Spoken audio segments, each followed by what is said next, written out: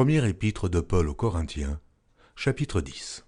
Frères, je ne veux pas que vous ignoriez que nos pères ont tous été sous la nuée, qu'ils ont tous passé au travers de la mer, qu'ils ont tous été baptisés en Moïse, dans la nuée et dans la mer, qu'ils ont tous mangé le même aliment spirituel, et qu'ils ont tous bu le même breuvage spirituel, car ils buvaient à un rocher spirituel qui les suivait, et ce rocher était Christ. Mais la plupart d'entre eux ne furent point agréables à Dieu, puisqu'ils périrent dans le désert. Or ces choses sont arrivées pour nous servir d'exemple, afin que nous n'ayons pas de mauvais désirs, comme ils en ont eu. Ne devenez point idolâtres, comme quelques-uns d'eux selon qu'il est écrit, le peuple s'assit pour manger et pour boire, puis ils se levèrent pour se divertir. Ne nous livrons point à l'impudicité, comme quelques-uns d'eux s'y livrèrent, de sorte qu'il en tomba 23 000 en un seul jour. Ne tentons point le Seigneur, comme le tentèrent quelques-uns d'eux qui périrent par les serpents. Ne murmurez point comme murmurèrent quelques-uns d'eux, qui périrent par l'exterminateur. Ces choses leur sont arrivées pour servir d'exemple, et elles ont été écrites pour notre instruction, à nous qui sommes parvenus à la fin des siècles. Ainsi donc, que celui qui croit être debout prenne garde de tomber. Aucune tentation ne vous est survenue qui n'ait été humaine, et Dieu, qui est fidèle, ne permettra pas que vous soyez tentés au-delà de vos forces. Mais avec la tentation, il préparera aussi le moyen d'en sortir, afin que vous puissiez la supporter. C'est pourquoi, mes bien-aimés, fuyez l'idolâtrie. Je parle comme un des hommes intelligents. Jugez vous-même de ce que je dis. La coupe de bénédiction que nous bénissons n'est-elle pas la communion au sang de Christ?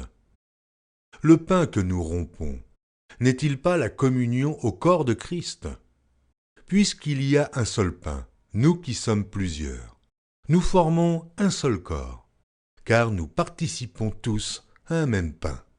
Voyez les Israélites, selon la chair, ceux qui mangent les victimes, ne sont-ils pas en communion avec l'autel? Que dis-je donc? Que la viande sacrifiée aux idoles est quelque chose, ou qu'une idole est quelque chose?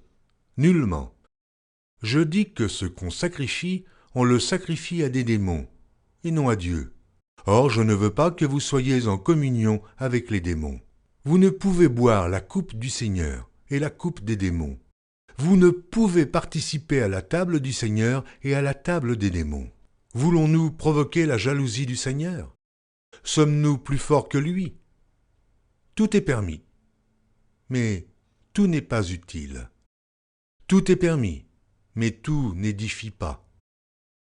Que personne ne cherche son propre intérêt, mais que chacun cherche celui d'autrui. Mangez de tout ce qui se vend au marché, sans vous enquérir de rien par motif de conscience. Car la terre est au Seigneur et tout ce qu'elle renferme. Si un non-croyant vous invite et que vous vouliez aller, mangez de tout ce qu'on vous présentera, sans vous enquérir de rien par motif de conscience.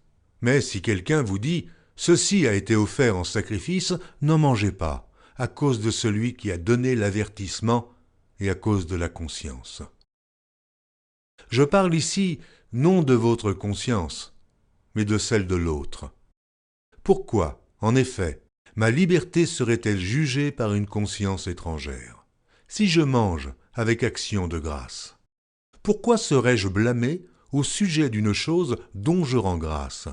Soit donc que vous mangiez, soit que vous buviez, soit que vous fassiez quelque autre chose, faites tout pour la gloire de Dieu. Ne soyez en scandale ni aux Grecs, ni aux Juifs, ni à l'Église de Dieu, de la même manière que moi aussi je m'efforce en toutes choses de complaire à tous, cherchant non mon avantage, mais celui du plus grand nombre, afin qu'ils soient sauvés.